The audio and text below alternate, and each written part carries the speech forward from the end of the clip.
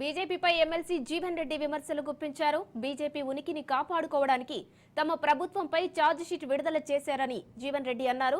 తెలంగాణలో అమలవుతున్న సంక్షేమ కార్యక్రమాలు బీజేపీ పాలిత రాష్ట్రాల్లో ఎక్కడైనా అమలవుతున్నాయా అని జీవన్ రెడ్డి ప్రశ్నించారు. దేశంలో ఎక్కడా లేని విధంగా సన్న వడ్లకి 500 బోనస్ ఇస్తున్నామన్నారు జీవన్. ఎన్నికల్లో ఇచ్చిన ఇతర హామీలను త్వరలోనే అమలు చేస్తామన్నారు జీవన్ రెడ్డి.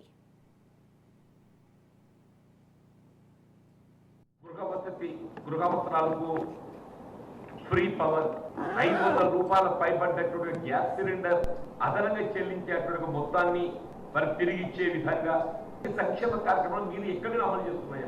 రైతాంగానికి సంబంధించి దేశం మొత్తం మీద రైతాంగం ఏదైతుందో వ్యవసాయ ఉత్పత్తుల కనీస మద్దతు ధరలకు అంటే మినిమం సపోర్ట్ ప్రైస్ కు చట్టబద్ధత కల్పించాలని ఉద్యమిస్తున్నారు.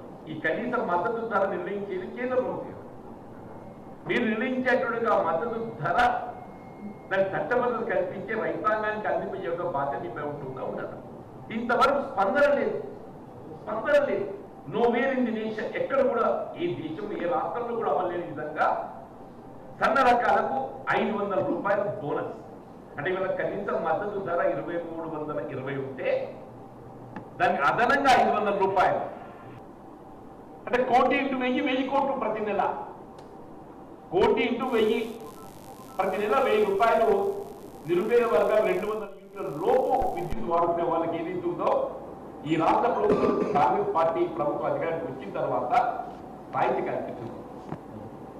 ఉచిత రవాణా సౌకర్యం 2,000 కోట్లు, కుకింగ్ గ్యాస్ సబ్సిడీ మీద 4,000 కోట్లు సంవత్సరానికి, ఫ్రీ పవర్ మీద 12,000 కోట్లు, అంటే 12, 4, 16, 18,000 కోట్లు. అంటే సంవత్సరానికి ఆల్మోస్ట్ 20,000 కోట్ల రాయితీ కల్పింప చేయబడే విధంగా కాంగ్రెస్ పార్టీ అధికారానికి వచ్చిన తర్వాత కార్యక్రమాలు అమలు చేయబడింది.